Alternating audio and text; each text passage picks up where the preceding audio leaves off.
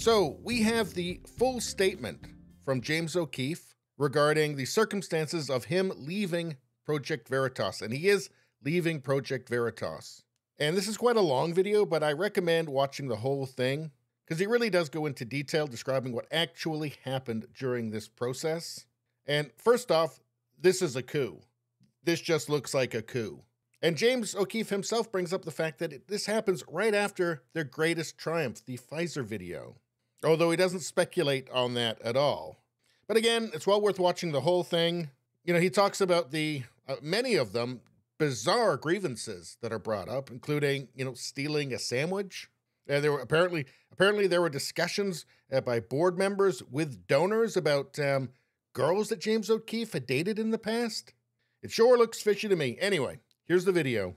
All right, thank you all for being here on a President's Day, but I think it's fitting that,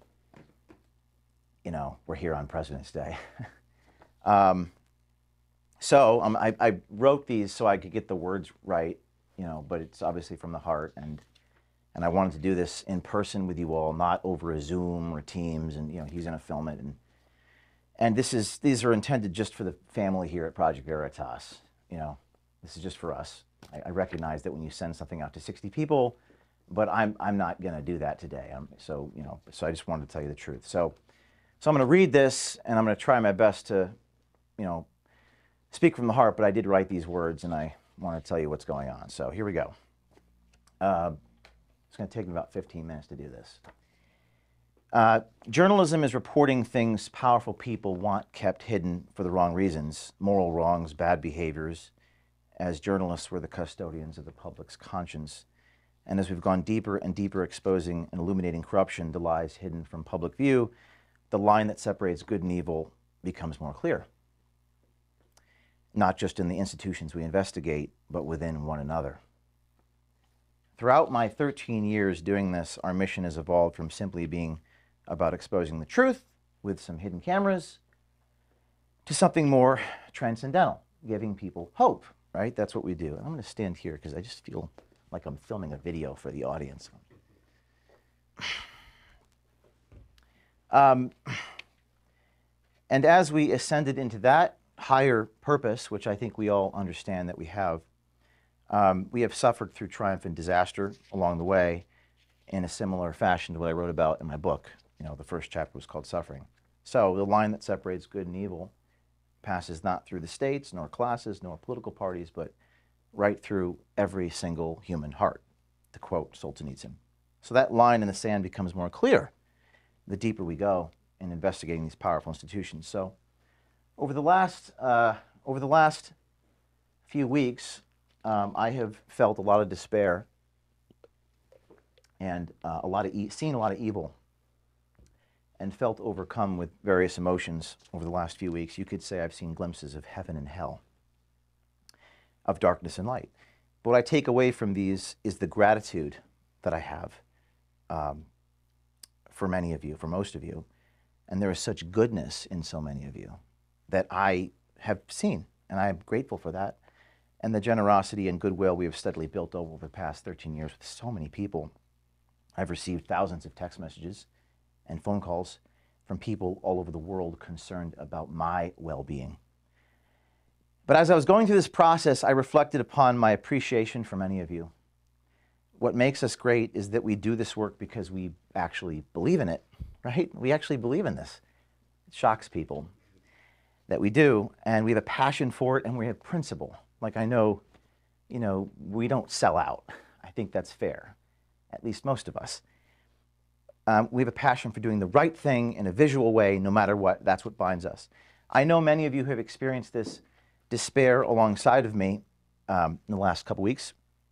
One of you just told me the other day that you'd go work at Walmart at the night shift so that you could do this during the day. That's what one of you said to me. I believe you. Rather than sell out. In fact, I know this is true for many of you, and many more out there who wish to be part of this. It's true. I remember back in the beginning, 13 years ago, when I had no money, I would have to use bubble gum, duct tape. I think you were around during that time. I keep looking at you because I've known you since Andrew Breitbart. and my grandmother's chinchilla, I literally had to place a Project Veritas sticker on a piece of cardboard that I ripped off from my dad's cardboard and stick it to a microphone at Radio Shack because I had no money to buy a flag mic. And this was after experiencing a meteoric high of the acorn story. I was up and I was down, and I was broke again, and I was arrested, and then crashed down to a meteoric low, back in the carriage house, resorting once again to bubblegum and duct tape to achieve the NPR investigation that took us yet again to a meteoric high. I was so broke that I had to scribble my name and phone numbers on pieces of paper because I had no business cards. And so the saga continues. Back then, there were no employees and no budget. But I felt the same sensation this week. I feel the sensation right now. As Steve Jobs once wrote about being fired from Apple, the company he founded, quote, "The heaviness of being successful was replaced by the lightness of being a beginner again." Less sure about everything. It freed me to enter one of the most creative periods of my life. So back then I trudged on. From the back of a stretch limo in DC, two guys, I was on federal probation so I couldn't be there, but two of my volunteers, dressed like Muslim Brotherhood fundamentalists armed with hidden cameras. Project Veritas was born again in 2011 for a second time. A couple of donors eventually became 100,000 donors present day, 13 years later. After almost a decade and a half of 85-hour work weeks, sometimes traveling 300 days a year, I am on the road, packing multiple meetings in a day, and plenty of blood, sweat, and tears, the likes of which I could never have possibly fathomed.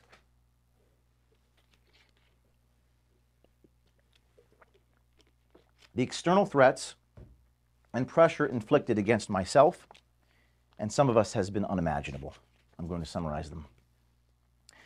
Handcuffed by the FBI on two separate occasions, 12 years apart, having my phones confiscated and private information leaked to the New York Times, being placed on effective house arrest for 3 years between May of 2010 and May of 2013, being sued dozens of times, being served two separate criminal grand jury subpoenas in New Hampshire in the last 10 years, getting pursued in a high-speed chase by a New Jersey education union official on Interstate 80 in Passaic, deposed many times, suffered through mediation with insurance companies where they had all of our emails. They had everything. But they evidently didn't have anything on me.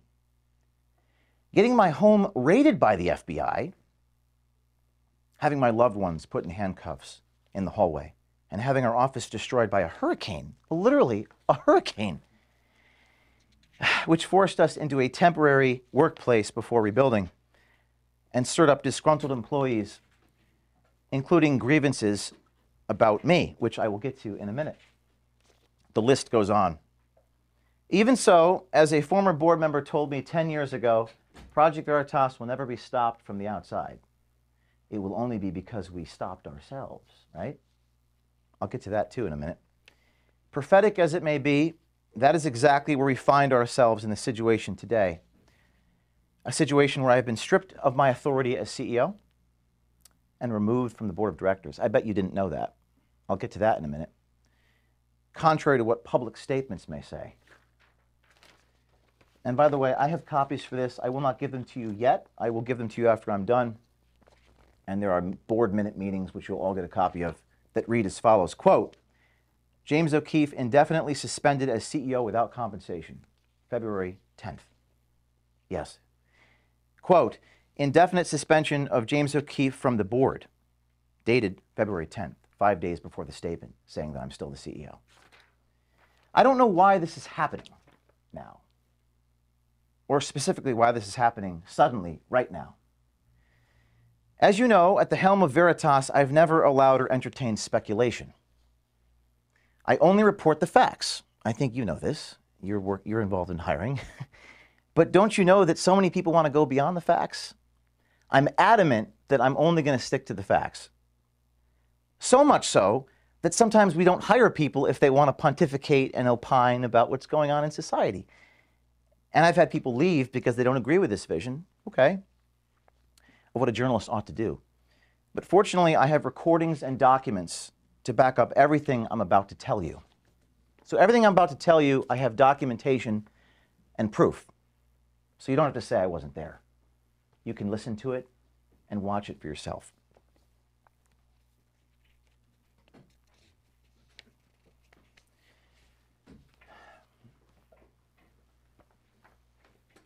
So, I'm about a quarter of the way through here.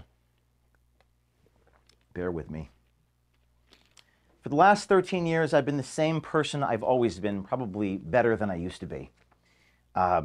These are adjectives some people used. Tough, hard charging, driven, creative, exacting. I have extremely high standards and somewhat disorganized. I don't ask you how your Thanksgiving was, okay? Or the names of your siblings, although a good leader probably should. I don't do that. I ask a lot of you, but I don't ever ask you to do anything I haven't myself done and continue to do.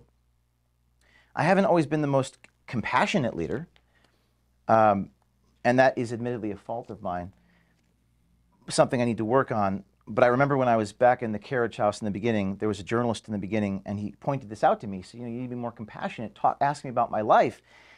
And it hurt him that I wasn't more compassionate towards him. Personally, I told him it was difficult for me to change myself. But this experience stayed with me, and I always have known this about myself. I've tried to do a better job of that, but the truth is I've been very hurried, very busy, pressed for time every day, trying to pack in so much in a day.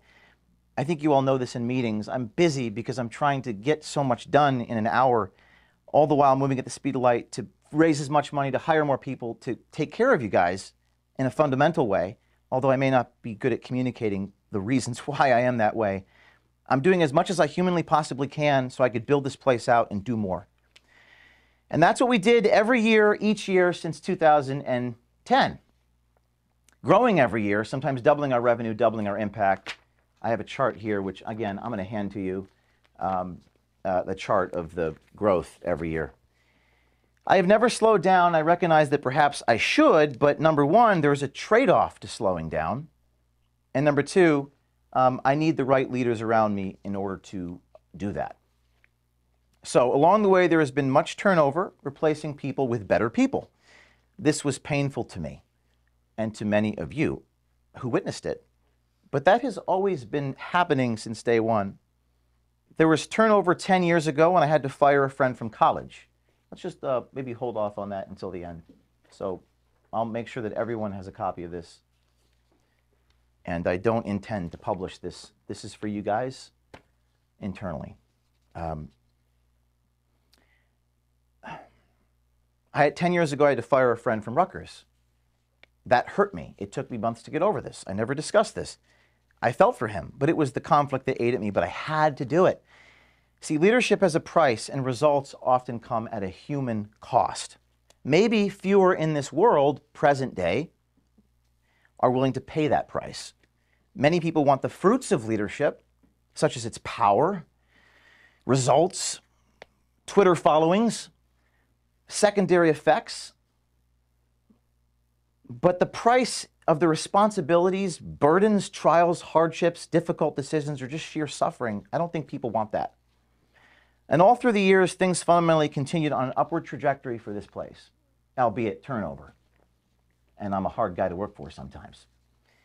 We file our annual tax return. A public tax return is required by the IRS. And my compensation is set by an independent board of directors via a compensation committee.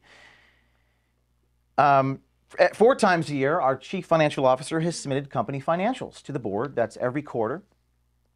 And our board approves it in quarterly meetings. All 3 members of the C3 were present, and we have subjected both the C3 and the C4 to audits from outside independent accounting agencies each and every year. That happens. That has always been happening. Nothing about how I've conducted myself over the past 13 years has really fundamentally changed. Until now.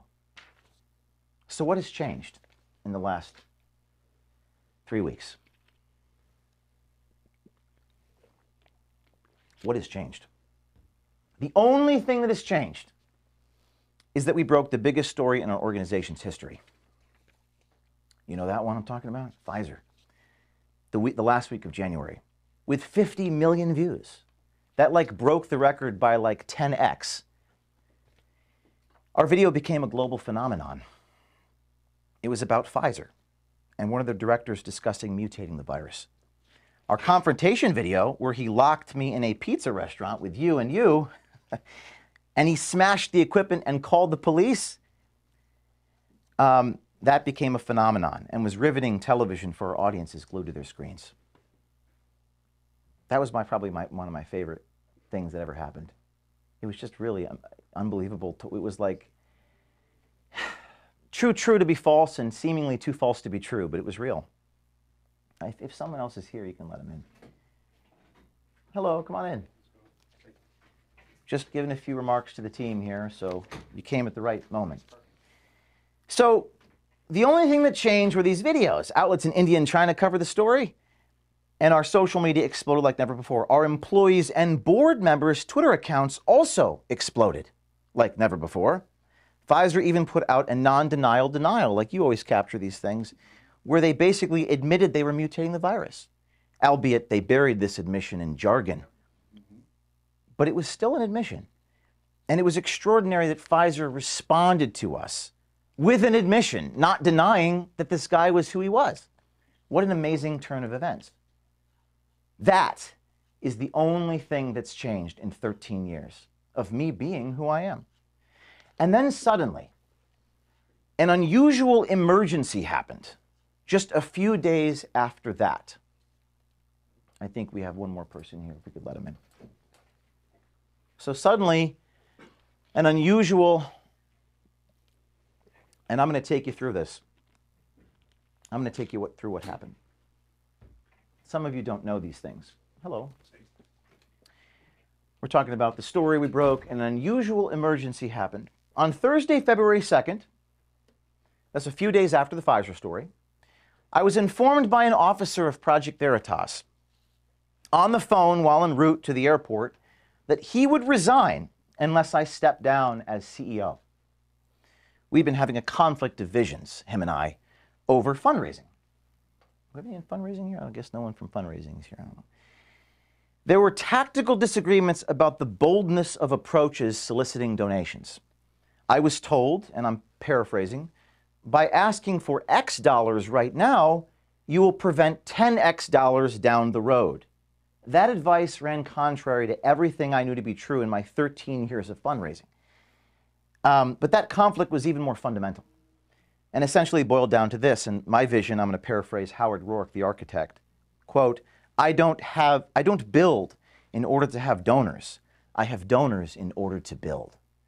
That's what I believed, and I felt like we had a conflict of visions. We don't measure our success only in terms of how much money we bring in. We measure our success in terms of our impact. Remember Acorn? I don't think I raised a single dollar off that. I had a stack of media coverage to the ceiling. We measure our success in terms of what we produce, not just in terms of our wallets. That was a pretty fundamental conflict, I felt. The day prior, I had informed him in front of his colleagues that if he wasn't willing to follow my lead, he'd be shown the door. I tried to deal with it privately, but I was unsuccessful, and the disagreement boiled over publicly in a staff meeting. The next day, this individual refused to resign, so I fired him. Later that same day, that's Thursday, February 2nd, a few days after the 50 million viewed Pfizer videos, I was informed by a different officer of Project Veritas that he would go to the board in a few hours from that moment and have an emergency vote to restructure this company. Receiving an agenda in my email while I was sitting on an airplane tarmac with the doors closing, the meeting was scheduled for the moment that my plane landed in Nashville. It became clear to me in that moment I would be removed from my position at Project Veritas by the time I landed at my destination. I bet you didn't know that. I have a copy of the emergency meeting here for you guys to take a look at. It's in writing. You could read it. You don't have to be there. You can read the minutes. They're official board minutes. They're written by a lawyer. My first question on the phone to this guy, my colleague, as I was staring at this agenda when the stewardess was asking me to get off the phone, was, quote, what are we going to tell our supporters if I'm removed from my position? I think that's the first question. I had 100 questions, but that was the first one. My colleague, who is an officer of Project Veritas, responded by saying, our supporters wouldn't have to find out.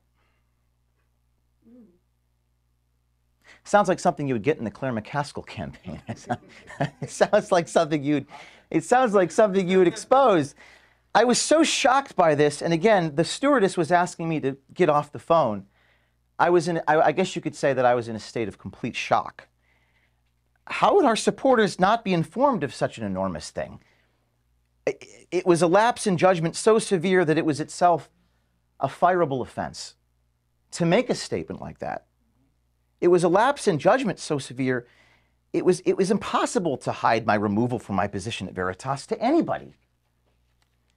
As the CEO and chief fundraiser, I have to explain the context of my role to thousands of people, 300 days a year on the road, while soliciting them for funds so that I can pay you. And I knew many of our supporters and donors would not like that change. If I was removed from the chief decision maker at the organization I founded, I share who we are, our vision, our structure, our strategy with everybody. In fact, hiding something so fundamental from people is something that we stand against in principle, particularly with the amount of scrutiny that we're under. The doors closed, the plane took off, but somehow, over the next few hours, I was able to convince the board to push this emergency meeting to that Monday, February the 6th. The very next day, and this is where things gets really bizarre. So fasten your seatbelts.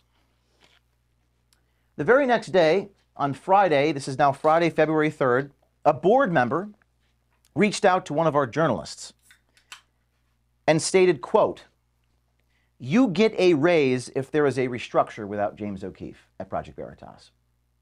I have a copy of the text message, and I'll give it to all of you. I've redacted the name of the journalist. The board member deleted the message, but not before our journalist took screenshots. Good job, journalist. On Sunday, February 5th, now that's Sunday, 2 days after the Friday, a board member requested my presence at his home. He informed me, quote, "You had nothing to do, James, with this Pfizer story," unquote. Perplexed by this, I took out my iPad and showed him a video of myself confronting the Pfizer executive, which had 11 million views on YouTube. He responded, quote, "But that was after the undercover video had already been done," unquote. I pointed out that the brave journalist, and many of you know who this person is, I'm not going to name anyone, who recorded the interaction was someone that I had to sit down over a year prior, remember, over dinner, for hours, talking off the proverbial ledge, insisting he take the long, arduous road to get the story about Pfizer, and indeed he did. The board member, responding to me saying that, said he did not know that, and admitted that another board member was persuading him to the contrary. In the meeting, we're fast forwarding to Monday, 2 weeks ago, on the 6th, I offered an apology letter to the board for my tone of voice in the office at the leadership meeting the week before, that I intended to also share that apology for my tone of voice with our staff.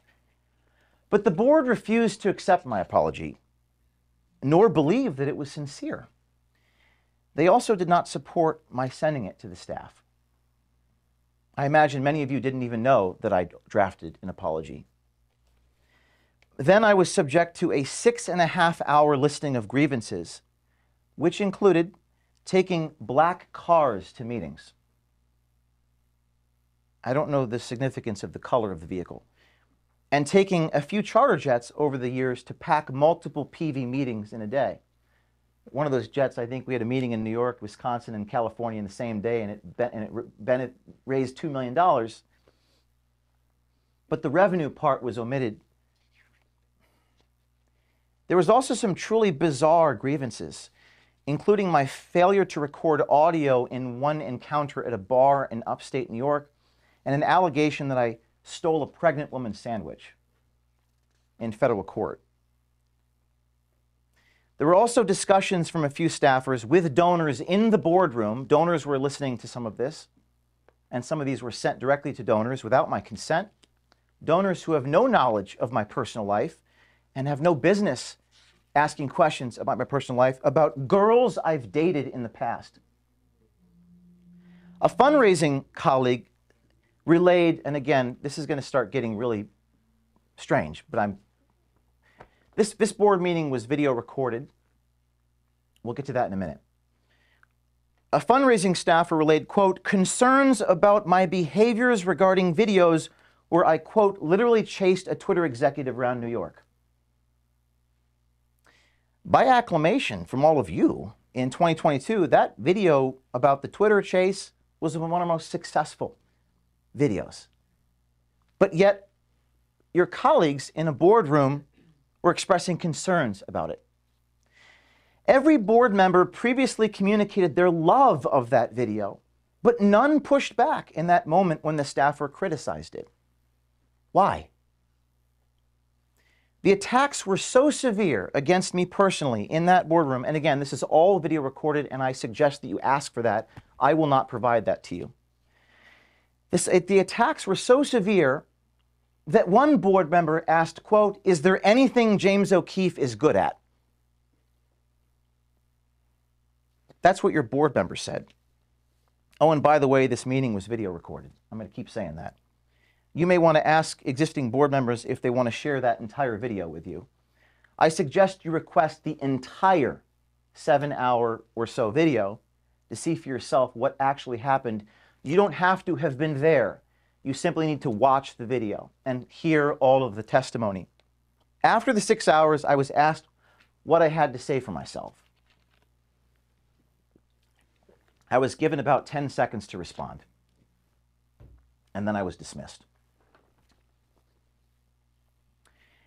Then, and I'm reading from board minutes drafted by lawyers who are taking a record of what the board members said and did, a vote was called to strip me of all of my authority and decision-making at this organization for half a year. That's 180 days. Again, it's in the board minutes. You'll have a copy of it. It says, quote, the CEO's ability to make these decisions suspended for 180 days with such power transferred to the executive director. The executive director reports to the board. The CEO is placed on leave for 2 weeks, and the CEO's access to donors is restricted. So I can't talk to donors. I can't raise money. Let's see.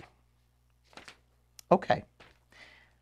My first question before I was dismissed, I asked how the remaining team will manage the company and what the plan was. That's something you had said. What's the plan?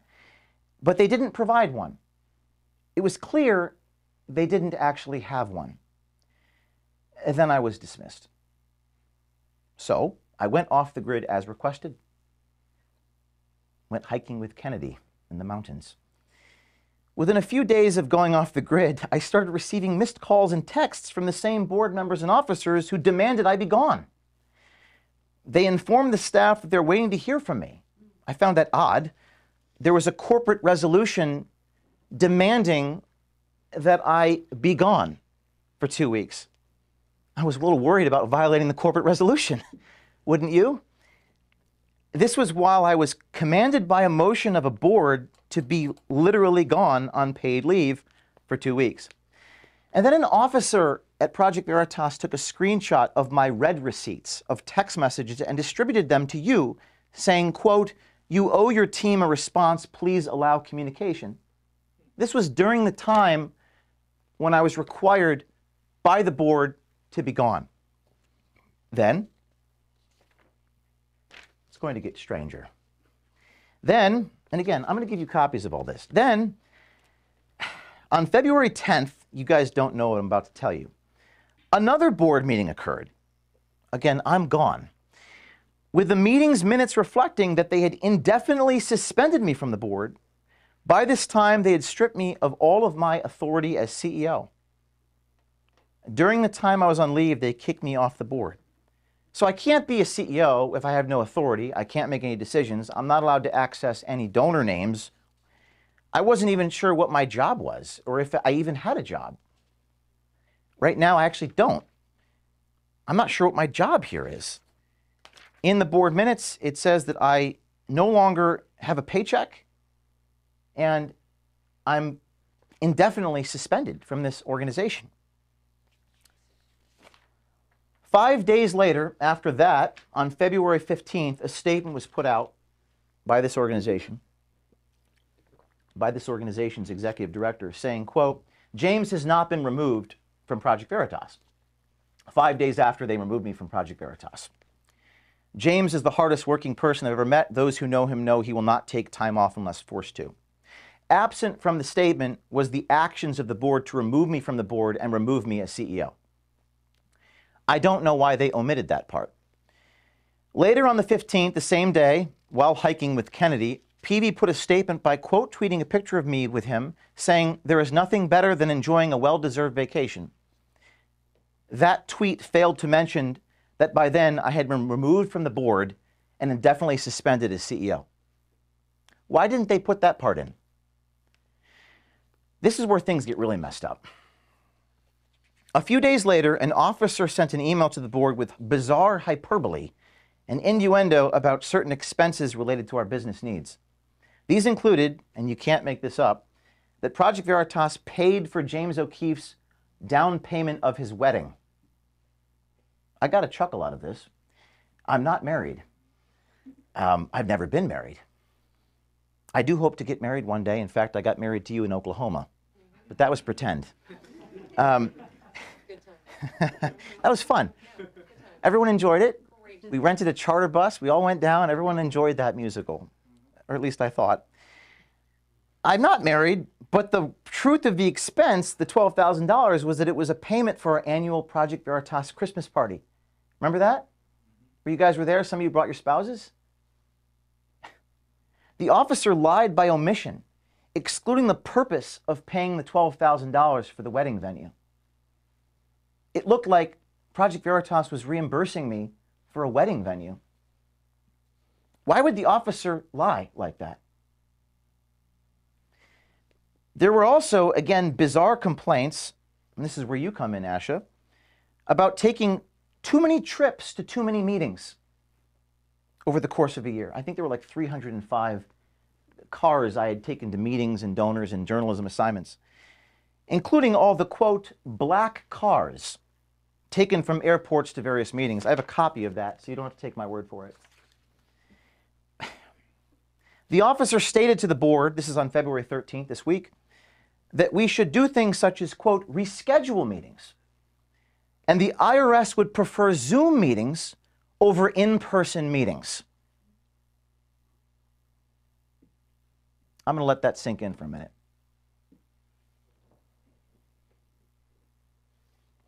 My lawyers got a real laugh out of that one over the last couple of days. And again, I have a copy of these. You can read them for yourselves. The wedding, there's a line item here. It omits the purpose of the expense. It was for a project. You were there. You were dressed in your amazing Christmas clothes. I remember it was beautiful. It was like a Christmas PJ blazer thing you had on. That was that one. You were there. Yeah. It wasn't a wedding. It wasn't a wedding. Thanks for bringing the outfit. It was a great outfit. I remember, that was what I remember from that. And we sang "Oh, What a Beautiful Morning," but it wasn't. I didn't get married. It was a Project Veritas Christmas party. Not that I saw. Our Christmas party this year cost about twice as much. That one was about $12,000. Okay. And I have the line item here that sent to the board about the black cars. Too many car trips. And by the way, Zoom meetings over in-person meetings is not how you raise money and not how you conduct your journalism. It's hard to get the content over a screen. Ask our journalist if that works to produce a story. In fact, I would maybe ask you guys to ask these guys how you're supposed to do your jobs without taking, quote, black cars around. I don't know how I can do my job here if I can't transport myself around the United States. It actually doesn't make any actual sense, does it? None of this makes any sense. And why is it all happening right now? Those are the questions I have. I don't have answers. You guys are journalists. Maybe you can go find the answers. I don't know. After this series of events, I wrote a letter to the board on February 16th with the proposal. Many of you have not seen this, but this is what I sent to them, which I guess they haven't shared this with you, but I'm going to share it with you now. With a proposal that the board members resign by the end of this past week. We're now past that point. or I'll be forced to walk away. And this is what I wrote.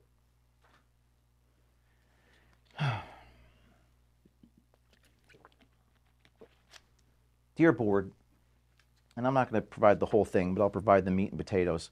Over the last 2 weeks, I've carefully followed the board's directive to take a vacation and avoid contacting donors. Of course, donors called me. My phone was being lit up with thousands of phone calls. One donor even, I think, posted a video. She was upset about how she was portrayed in the grievances. Remmers was her name. She posted a video saying the grievance was a total lie. My understanding is one of the officers of this organization responded to that by calling the donor a liar. The officer wasn't there. Why would the officer call the woman with the sole authority on the matter who was there? Why would he call her a liar?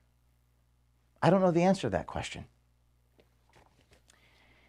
Your actions over the same period to undermine Veritas and its future, including airing confidential employment matters publicly, has broken trust. I cannot in good conscience return to such a mismanaged organization. I have not responded privately or publicly because there is no rational, appropriate response for the emotional circus that has been created by your actions. I expect the board to resign by the end of the week. Project Veritas, including any employees who choose to stay, will go on under my leadership with newly appointed professional board members and officers prepared to exercise their duty of care and duty of loyalty to the organization. That's what a board does. They exercise duty of loyalty and duty of care. What they shouldn't do is try to destroy an organization. That's not what a board member does. I will return to work on Monday, that's today, and work with the remaining team to go forward with our mission. Short of this action, I cannot in good faith return to the employment of an organization with leaders who are attacking me personally, making false and unsupported claims of improper management of resources about weddings and black cars, improperly airing employment issues related to me and others at Project Veritas. I did not leak that document, and I would swear to it under oath. But it probably wasn't the best idea to march employees into a boardroom. That's never happened in any boardroom in the history of boardrooms. And that's one of the reasons why our donors are so upset. That doesn't happen. Ruining our reputation in front of supporters and donors and leaking confidential information and fabricating stories. One of our ethical rules is we don't lie to our audience. I've never lied to our audience in 13 years. But I was stripped of all decision-making last week. And you guys put out a statement lying to your audience. And there's nothing I could do about it because I was stripped of all my decision-making. I was removed from CEO. I was asked to be gone until the 20th. It is now the 20th. I asked the board to resign for their conduct, and they did not. So currently, I have no job at Project Veritas. I have no position here based upon what the board has done. So I'm announcing to you all that today on President's Day, I'm packing up my personal belongings here. I don't really have much in this room that belongs to me. I guess a painting, a diploma, some personal things. It won't fill much. Maybe it'll fill my Kia. I'm packing up my personal, I'm starting to get emotional, from headquarters, and I'm intending to start anew. I don't have the answers to why they've been doing this, or why board members were going directly to employees to collect grievances on the week of our biggest story ever. Or why our board members were going to employees directly to discuss removing me from this organization, even saying I'll give you a raise if James is removed. That might be illegal. I don't know. But why would they do it the week of our biggest story ever? But I'm confident that those reasons and motivations will come to light. To borrow an old expression, the public has a right to know what has happened here and why there was a concerted effort to remove me from the organization I founded the same week of our biggest story we ever had. Almost done. This is very difficult. And I'm filming this for the staff. You know, sorry you couldn't be physically here, but this is for internal distribution. My dear team, I do love many of you. I never said it, those words, but I'll say it now. I want to go back to the beginning of what I said and express how important so many of you are to me, how I still believe we have a long and bright future together somehow, some way, and to share my profound appreciation for many of you. When I left the office, and this is where I'm going to get emotional, so please forgive me. When I left the office on February 6th, after being stripped of all my authority, I saw my father and gave him a hug, realizing just how honest and real of a man he is. Both my parents are as genuine and down-to-earth as a son could ever have. It's true, you never really know someone until you go through hell with them. You see, back in the carriage house 13 years ago, the feds would come to my home to make sure that I was inside my house, administering random drug tests and rifling through my expenses to make sure I wasn't lying about the strawberry ice cream I bought at 7-Eleven. And I didn't have any money, but they went through my debit card statements and tried to get me to sign things to prove I wasn't lying. There were federal agents showing up at my parents' house. There were no donors. There were no supporters, and I was not trending on Twitter. My father went through this hell with me and stood up to those bullies on the front lawn and told them to stop harassing our family.